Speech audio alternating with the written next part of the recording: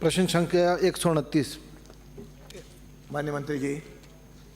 माननीय अध्यक्ष महोदय, प्रश्न का खंड 1, जी हां, भारत सरकार द्वारा राजस्थान राज्य के लिए जारी गजट नोटिफिकेशन अनुसूचित जाति एवं अनुसूचित जनजाति आदेश संशोधन अधिनियम 1976 एवं हिंदी संस्करण 1979 परिशिष्ट अ के अनुसार धानका को अनुसूचित जनजाति की सूची में क्रम संख्या 4 में रखा गया है तथा धानक, धानुक एवं धानकिया जातियों को अनुसूचित जाति में क्रमशः क्रम संख्या 20 व 21 पर अधिसूचित किया गया है। आदेश की प्रति परिशिष्ट अ पर संलग्न है। खंड 2, भारत सरकार द्वारा धानक जाति को अनुसूचित जाति में सम्मिलित किया गया है तथा भारत सरकार द्वारा धानका जाति को अनुसूचित जनजाति में सम्मिलित किया गया है। भारत सरकार द्वारा इस संबंध में जारी अधिसूचना परिशिष्ट अ पर संलग्न है। भारत सरकार द्वारा विभिन्न जातियों को अनुसूचित जाति एवं अनुसूचित जनजाति वर्ग में सम्मिलित करने के मापदंड संबंधी पत्र दिनांक 26/2/1981 परिशिष्ट ब पर संलग्न है। खंड 3, जी नहीं। खंड 4, किसी भी जाति को अनुसूचित जाति व जनजाति में अधिसूचित किए जाने का कार्य भारत सरकार द्वारा निर्धारित मापदंड के आधार पर किया जाता है तथा भारत सरकार द्वारा राजस्थान राज्य के लिए जारी गजट नोटिफिकेशन अनुसूचित जाति एवं अनुसूचित जनजाति आदेश संशोधन अधिनियम 1976 एवं हिंदी संस्करण 1979 परिशिष्ट अ के अनुसार धानक जाति को अनुसूचित जाति में क्रमशः क्रम संख्या 20 पर अधिसूचित किया गया तथा उक्त गजट नोटिफिकेशन के अनुसार धानका को अनुसूचित जनजाति की सूची में क्रम संख्या 4 में रखा गया है। आदेश की प्रति परिशिष्ट अ पर संलग्न है। माननीय सदस्य। अध्यक्ष महोदय, धानका, धानक, धानुका और धानकिया राजस्थान में एक ही समाज है, एक ही जाति है। आपस में इनकी शादी भी हो रही है, रिश्ते भी है, लेकिन मात्र शब्दों की लिखावट के कारण एक भाई एससी में चला गया, एक एसटी में चला गया। तो मैं आपके माध्यम से सरकार से ये पूछना चाहता हूँ, क्या केंद्र सरकार द्वारा पूर्व में जारी गजट नोटिफिकेशन को जिसमें विसंगति रह गई है उसको दूर करने हेतु प्रस्ताव भारत सरकार को भेजने का विचार रखती है? माननीय अध्यक्ष महोदय, जैसा माननीय सदस्य ने बताया, पहले मैंने बताया कि किसी भी जाति को एससी एसटी के अंदर अगर परिवर्तन करना हो तो भारत सरकार के माध्यम से किया जाता है।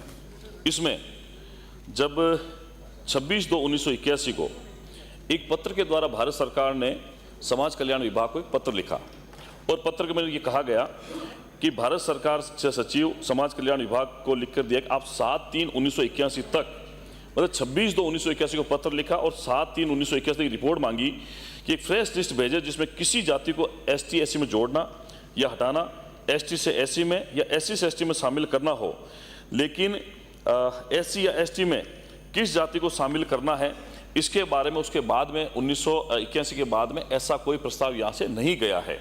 और उसके बाद माननीय अध्यक्ष महोदय, माननीय उच्चतम न्यायालय का एक निर्णय जिसके बारे में मैं सदन को अवगत कराना चाहता हूँ, ये जो निर्णय था, इस निर्णय के अंदर मिलिंद कुमार व अन्य बनाम स्टेट ऑफ महाराष्ट्र प्रकरण में अपने निर्णय दिनांक 28/11/2000 में जो निर्णय दिया गया उसके बारे में सदन को अवगत कराना चाहता हूँ। इसमें पार्ट 3 में ये कहा गया कि अनुच्छेद 342 के खंड 1 के तहत जारी अधिसूचना जो अनुसूचित जनजातियों को निर्दिष्ट करती है को केवल संसद द्वारा बनाए गए कानून द्वारा संशोधित किया जा सकता है। दूसरे शब्दों में अनुच्छेद 342 के खंड 1 के तहत जारी अनुसूचित जनजातियों की सूची में किसी जनजाति या जनजातीय समुदाय या किसी जनजाति के किसी भाग या समूह को केवल संसद द्वारा कानून के माध्यम से शामिल या बाहर किया जा सकता है और अन्य किसी प्राधिकार द्वारा नहीं। राज्य सरकार, न्यायालयों, न्यायाधिकरणों या किसी अन्य प्राधिकारी को अनुच्छेद 342 के खंड 1 के तहत जारी अधिसूचना में निर्दिष्ट अनुसूचित जनजातियों की सूची को संशोधित, परिवर्तित या बदलने का अधिकार नहीं है।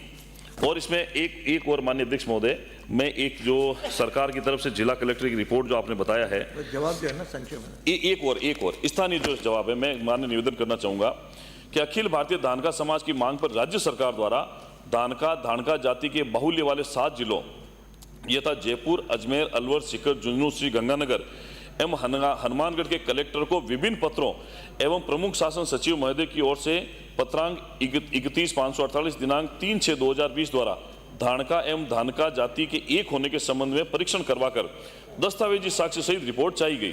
परिशिष्ट ब, परंतु उक्त रिपोर्ट 4 जिलों तथा अजमेर, अलवर, जयपुर, श्री गंगानगर विभाग से प्राप्त हुई है।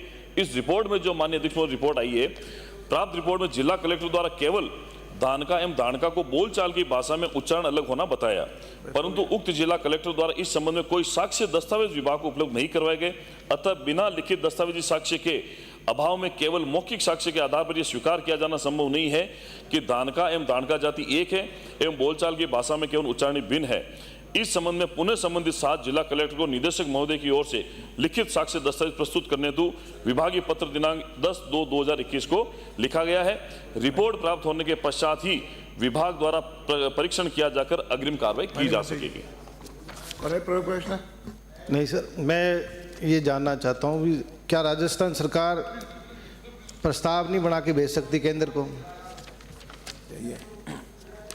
माननीय अध्यक्ष महोदय, जो जिला कलेक्टर को लिखा है, जिला कलेक्टर की जब रिपोर्ट आएगी उसका परीक्षण कराने के बाद ही अग्रिम कार्रवाई की जा सकेगी। अगला प्रश्न श्री श्रीचंद कृपलानी।